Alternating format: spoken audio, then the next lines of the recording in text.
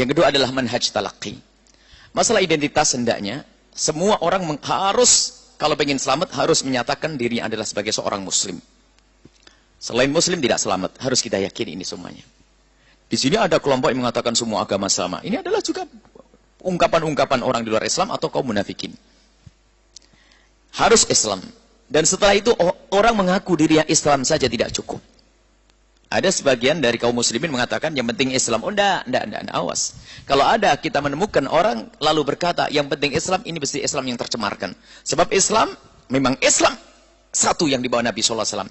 Hanya Islam Nabi Muhammad SAW. Lah Islam yang dibawa Nabi Muhammad itu seperti apa? Kan gitu. Ini harus tahu bahasanya. Jadi Islam, orang mengatakan dirinya Islam saja tidak. Karena apa? Setelah zaman Nabi SAW, zaman sahabat, terjadi di situ pertukaran budaya dan seterusnya. Munculnya akidah-akidah sesat dan sebagainya. Sehingga di situ para ulama memilah di antara akidah-akidah yang sesat ini, maka yang sesat dibuang, maka tersisalah akidah. Maka tidak cukup orang mengatakan dirinya Islam, maka di samping dirinya harus mengatakan dirinya Islam, harus berani mengatakan dirinya adalah ahli sunnati wal jamaati. Selain ahli sunnah wal jamaah keluar dari kebenaran. Harus kita yakini ini. Dan alhamdulillah sudah kita dengar selama ini. Di masyarakat kita adalah ahli sunnati wal jamaati. Setelah mengatakan dirinya ahli sunnati wal jamaati, Anda yang berkata diri Anda ahli sunnati wal jamaati, tidak cukup. Tapi Anda harus melanjutkan. Tidak cukup sekarang orang yang akan Anda ambil jadi menantu, kawan, teman. Kalau ahli sunnati wal jamaati saja tidak cukup. Karena apa?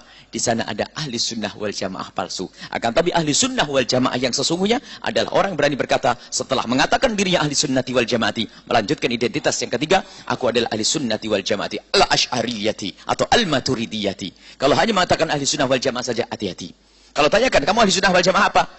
Ya ahli sunnah wal jamaah. Awas, minggir kau. Tidak bisa. Harus berani mengatakan aku adalah ahli sunnah wal jamaati al-ash'ariyati atau al-maturidiyati. Berarti di sana harus kita yakin ada ahli sunnah wal jamaah palsu. Dan mohon jangan disebut mereka ahli sunnah wal jamaati. Harus kita sebut ahli sunnah wal jamaah palsu. Nah ini harus yakin. Kemudian setelah mengatakan dirinya adalah ahli sunnah wal jamaah asy'ariyah, ternyata ahli sunnah wal jamaah palsu pun ingin mengambil Imam Abu Hasan Asy'ari dari sisi lain. Mencoba sejarah. Mencoba menghadirkan cerita palsu tentang Imam Abu Hasan al-Asy'ari. Yang Abu Hasan al-Asy'ari dari Mu'tazilah, berguru dari ayah tirinya. Al-Jubai berguru dari Al-Jubai, bahkan Imam Abu Hasan al-Asy'ari menjadi imam besar di dalam Mu'tazilah. Kemudian beliau tobat menjadi pemimpin ahli sunnati wal jamaati. Inilah yang masyhur sampai karena Imam Abu Hasan al-Asy'ari adalah orang besar. Ingin mengembalikan umat, tidak cukup dia kembali dengan tulisan saja. Tapi beliau di atas mimbar dan berkata, aku lepas jubahku ini seperti aku melepas akidahku terdahulu. Dari Mu'tazilah menjadi ahli sunnati wal jamaati. Artinya apa? Imam Abu Hasan al-Asy'ari bukan orang kecil, sehingga di saat ingin kembali dari akidah yang batil menuju akidah yang benar, mereka harus umumkan di khalayak ramai. Dan itu terjadi dalam sejarah hanya 2 kali tok. Dari Mu'tazilah menuju akidahnya Imam Abu Hasan al-Asy'ari yang sesungguhnya, yaitu akidah kita ini. Cuman mereka ada sekelompok orang yang mencoba cerita palsu. Imam Abu Hasan al-Asy'ari punya 3 marhalah. Yang pertama adalah marhalah Mu'tazilah. Kemudian ikut kelompok Ibnu Kullab. Padahal Ibnu Kullab juga sama dengan kita. Setelah itu ikut akidah. Mereka mendatangkan akidah yang ketiga adalah apa? Akidahnya orang yang mengaku-ngaku diri adalah ahli sunnah wal jamaah, padahal mereka palsu. Ini adalah bualan-bualan mereka. Yang jelas Abu Hasan Asy'ari adalah dari Mu'tazilah menuju akidah kita yang selama ini diterjemahkan, difahamkan oleh murid-murid beliau sampai hari ini, akidah Asy'ariyah. Maka setelah berani mengatakan Asy'ari ternyata dibagi 2. Asy'ari yang dipalsukan tadi dan Asy'ari yang sesungguhnya. Lah, makanya kalau ada orang ini ahli sunnah wal jamaah palsu, mereka seolah-olah mau dengan Imam Abu Hasan Asy'ari. Tapi apa? Hanya mengatakan, kita hanya Imam Abu Hasan Asy'ari adalah tobat dengan kitab ibanahnya dan seterusnya.